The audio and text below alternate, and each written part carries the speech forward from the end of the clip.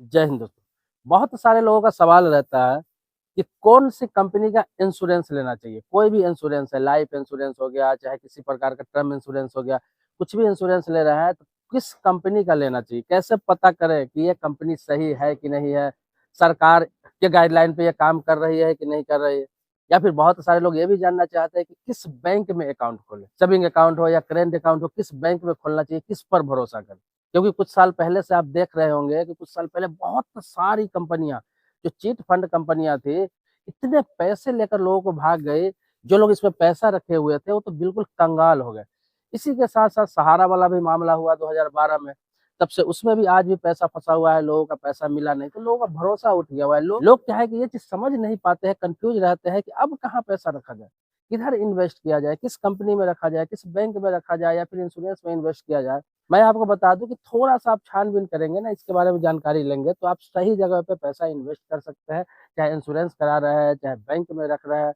रही खाता के बाद और इंश्योरेंस कराने के बाद, तो ये भी बिल्कुल आसान है आज के डेट में। आज के डेट में हर चीज ऑनलाइन है, हर चीज ऑनलाइन आप सर्च कर सकते हैं, उसके बारे में जानकारी ले सकते हैं, गूगल में पूरा उसका डाटा निकाल सकते हैं, डिटेल निकाल सकते हैं। लेकिन फिर भी मैं आपको बता दे रहा हूँ कि देखिए, जो आरडी आप करते हैं, जिसको रेकरिंग डिपॉजिट कहते हैं, जैसे सहारा में आप पैसा रखते थे या चिट फंड कंपनी में पैसा रखते थे।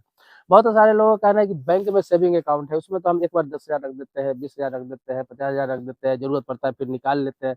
लेकिन सहारा में जैसे हम महीने में रखते थे 2,000, 4,000 या 300 का या 500 का महीना रखते थे, और साल में या 2 साल या 5 साल में हम एक बार मेच्योरिटी करते थे, कोई काम हो जाता था उस पैसे से। सेविंग अकाउंट तो था ही, लेकिन उससे कुछ काम हो जाता था। तो ऐसे अकाउंट हर बैंक में भी खोला जाता है। तो आपको बता दूं कि देखिए, बैंक जो आरबीआई के अंडर में जो भी बैंक काम कर रहा है, जैसे कि आपको बता दूं एसबीआई हो गया, पंजाब नेशनल बैंक हो गया, बैंक ऑफ बड़ौदा हो गया, इंडियन बैंक हो गया, यूनियन बैंक ऑफ इंडिया हो गया, केनरा बैंक हो गया, ये सब सरकारी बैंक, बड़ी बैंक।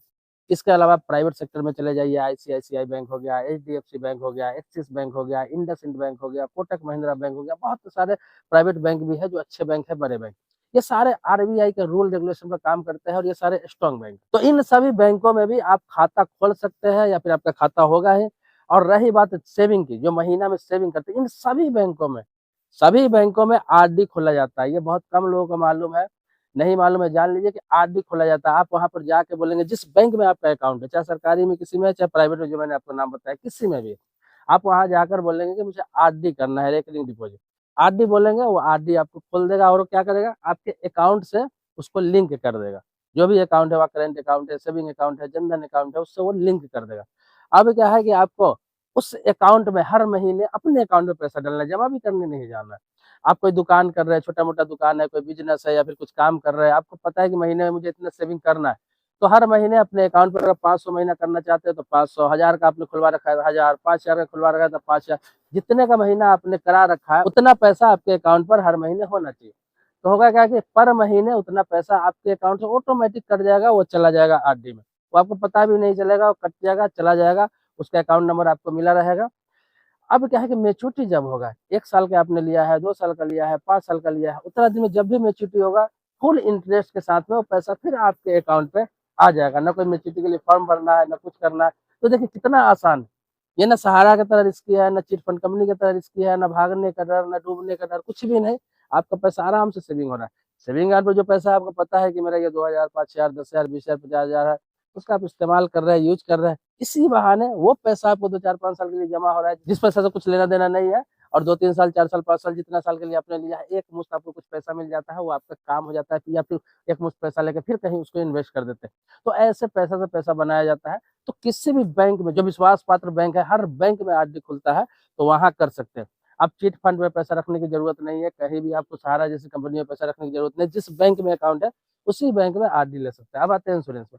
इंश्योरेंस किस कंपनी का कराना चाहिए? इंश्योरेंस आईआरडीआई के गाइडलाइन पर अंडर में जो भी कंपनियां आती है, वो सारे में किसी में भी इंश्योरेंस कर सकते हैं। सारा का सेम कंडीशन होता है, सब में सेम ही आपका सुरक्षा है। लगभग 24 कंपनियां हैं इंश्योरेंस का अपने देश में, और आईआरडीआई के अंडर में सब काम कर रही है।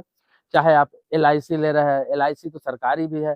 इसके अलावा आपको बता दूं, एचडीएफसी का भी इंश्योरेंस है, बिरला सन लाइफ का इंश्योरेंस है, बजाज एलियांज का इंश्योरेंस है, श्री राम का इंश्योरेंस है, बहुत सारे बैंकों का, बहुत सारे कंपनियों का इंश्योरेंस है।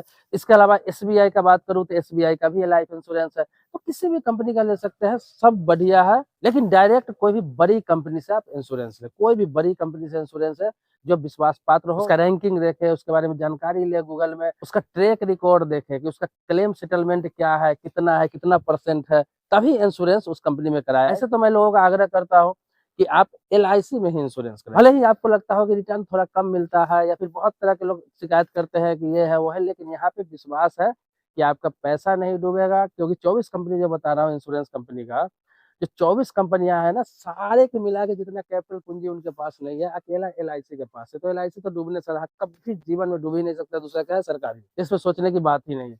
अब आगे आपको एक चीज और ऑप्शन देता हूँ, इन दोनों के अलावा ऑप्शन, सबसे बेस्ट ऑप्शन अभी जो है आम आदमी के लिए, गरीब तबके के लोगों के लिए, पोस्ट ऑफिस।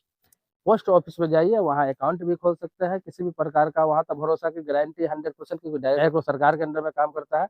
तो पोस्ट ऑफिस में आप इंश्योरेंस भी ले सकते हैं, पोस्ट ऑफिस से बैंक अकाउंट भी खोल सकते हैं, और पोस्ट ऑफिस में आरडी एफडी सारा प्लान आपको मिल जाएगा। तो अभी के जमाने में सबसे बेस्ट ऑप्शन है। अगर बैंक की तरफ नहीं जाना चाहते, इंश्योरेंस कंपनी की तरफ नहीं जाना चाहते हैं, और एकदम आसान सीधा साधा रास्ता खोज रहे हैं, तो पोस्ट ऑफिस में जाकर कराइए, ये भी एक बेस्ट ऑप्शन है। तो आपको बता दूं कि आज के डेट में कोई भी कंपनी, किसी कंपनी का एजेंट कोई नया कंपनी लेकर आता है, किसी प्रकार का ऑफर करता है, ज्यादा पैसा देने का लालच देता है, तो आप उन सभी चक्करों में ना पड़े।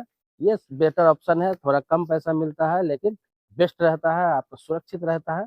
इसके अलावा आपके मन में कोई सवाल है, प्रश्न है, कुछ पूछना है, कुछ जानना है अदर ऑप्शन के लिए, तो आप कमेंट बॉक्स में लिख सकते हैं। आपके टॉपिक पर वीडियो जरूर बनाऊंगा।